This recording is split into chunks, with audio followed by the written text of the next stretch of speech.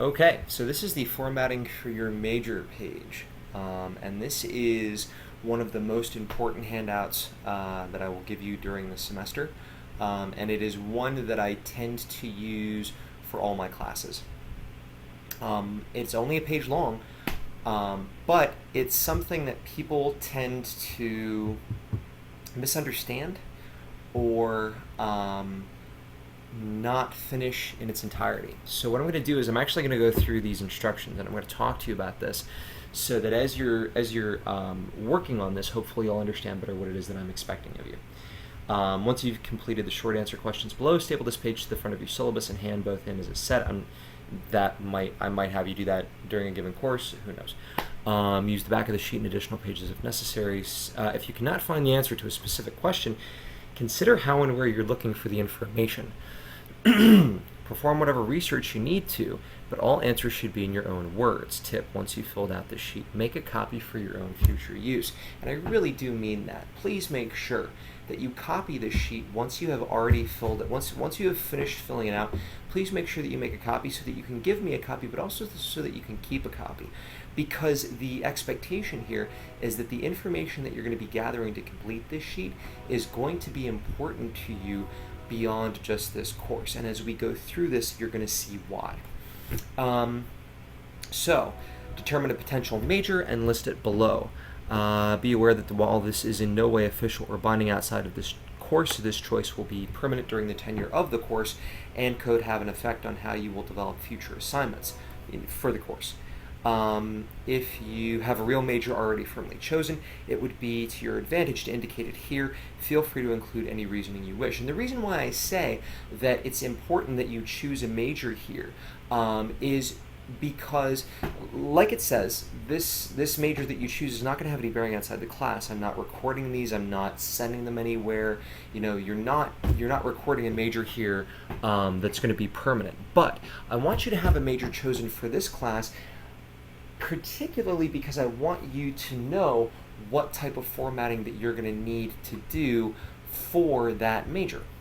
And wherever possible within this course, I want the things that you generate to be formatted for that major so that it's practice, so that you know what a properly formatted product in your major looks like. Because if you do, once you get into your major courses, that's going to give you a leg up. You're already going to know what that's supposed to look like when other people are still kind of learning. So please make sure that you know that you have some idea. And again, if that changes, you may decide halfway through the class that you don't like the major. If you want to change it, that means you're going to have to go find the formatting for a new major, but if you want to do that, fine. Later on, outside this class, even if you're not in that major anymore, you're at least going to understand that products need to be formatted a certain way according to the specs of whatever field you have now chosen. All right. Now, the second part here is going to require some research. Research your previously stated major to determine, first, that industry's most prominent professional, educational, advocacy, or union organization. Also provide its most prominent publication and instructions for accessing that material via the GSU library database, which is preferred, or elsewhere online if necessary. People tend to misunderstand what I'm asking for here. I am asking for two things. I'm asking for, first, the industry's most prominent professional, educational, advocacy, or union organization. What is your professional organization? So let's say you're a teacher. Teachers organize a lot of the time according to unions. If that's the case, then I want to know specifically which union you would be a part of if you were a member of this field. If you wanted to go into medicine, how do members of the medical profession organize? How do they congregate with one another?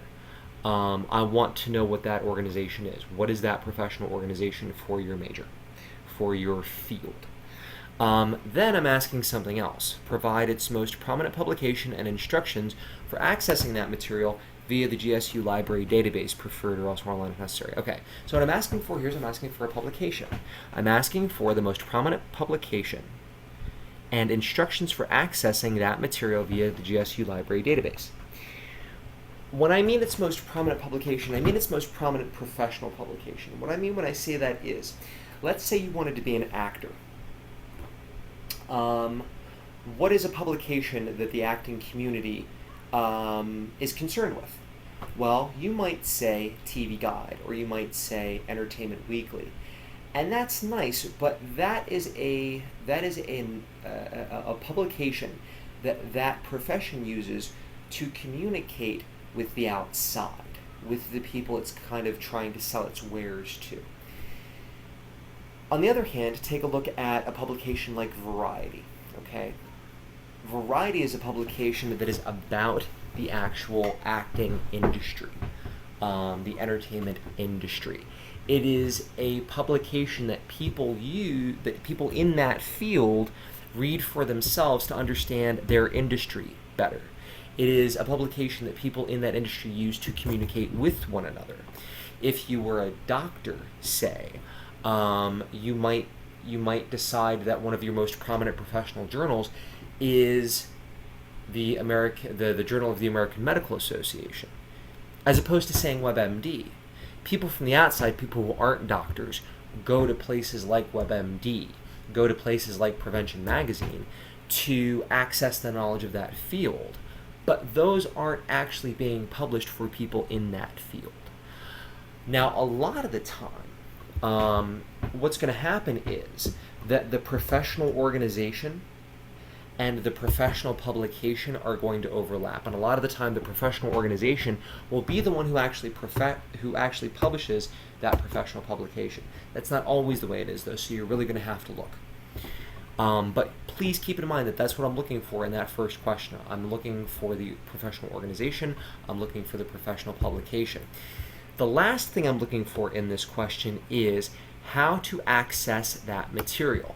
Once you've figured out what your professional organization is, once you've figured out what your professional publication is, I want to know how you actually get there.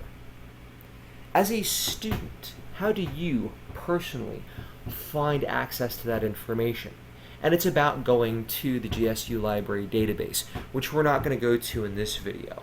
But if you go to the GSU library database, you're going to find what you need to know. You're probably going to be able to access that professional journal. Okay, let's look at the next question. The most regular or effective form of written communication used in that industry: memo, press release, project proposals, etc. What do people with this occupation need to know how to write? If you're going to be communicating with other professionals in your field, if you're going to be communicating with customers, or if you're going to be communicating with prominent members of another field that your field regularly communicates with, what documents are going to be necessary in doing that? What is it that you're actually going to have to practically know how to write? We may not deal with that. If this is a lit class, we may not deal with that in this class. But this is an assignment, and I want to know that you actually do know what those documents look like. And again, that's going to take some research. And one of the places that you can go is actually those prominent professional educational advocacy organizations and those prominent publications. You know, people in those organizations, texts within those publications are going to give you a better idea of what the answer to this is, what that piece of writing is that you're going to need to know how to do to be successful in your field. The next question: what style and documentation format has been developed for or adopted by this industry? When, how, and why was this standard set? You're going to have to go to some sort of a writing guide, and you're going to have to figure out what formatting standard your industry uses. For instance, education uses APA a lot.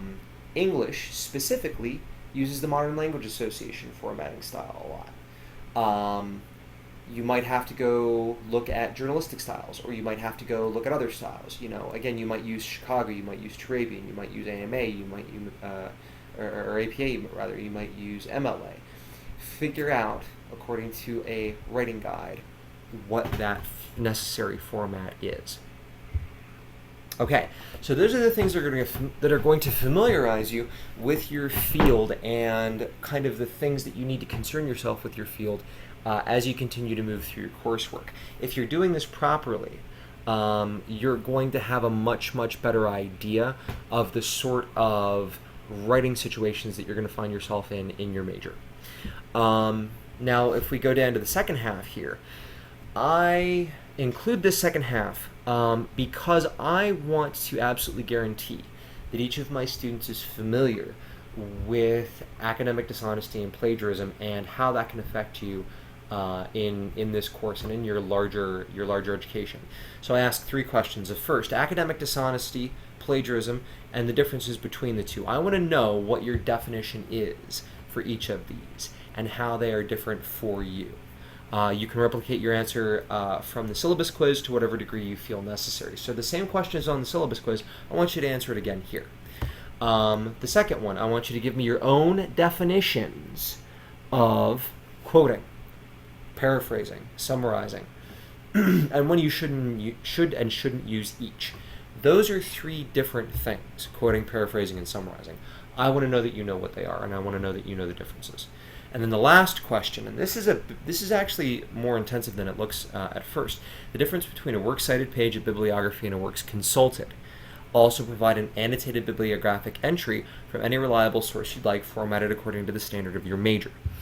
So the first part, difference between a works cited page of bibliography and a works consulted. If you're listening to this video, I'm just going to give you the answer. All right? A works cited page is only the things that you actually use in a paper. It is the list of references that you've actually used in that paper. It's on its own page, and it's headed by works cited. A bibliography is something else. We'll get to that in a minute. A works consulted is all the things that you've consulted, all the things that you pulled off the shelf and you looked at, but you didn't actually use in the essay. That is very different from the works cited because the works cited is only the things that you used in the essay. The bibliography then is both, all kind of jumbled up together, or who knows, maybe if you're sub-organizing or whatever. I only ever ask for a works cited. I don't ever ask for a bibliography. I don't ever ask for a works consulted. Now, let's take a look at the second half of the question, though. The second half of the question says, provide an annotated bibliography entry from any reliable source that you'd like, formatted according to the standard of your major. What is an annotation? For the purposes of this, you can annotate in just a few sentences. I want an annotated bibliographic entry from any source. A lot of people forget to actually give me the bibliography entry. And even when they do give me the bibliography entry, a lot of people forget to give me the annotation.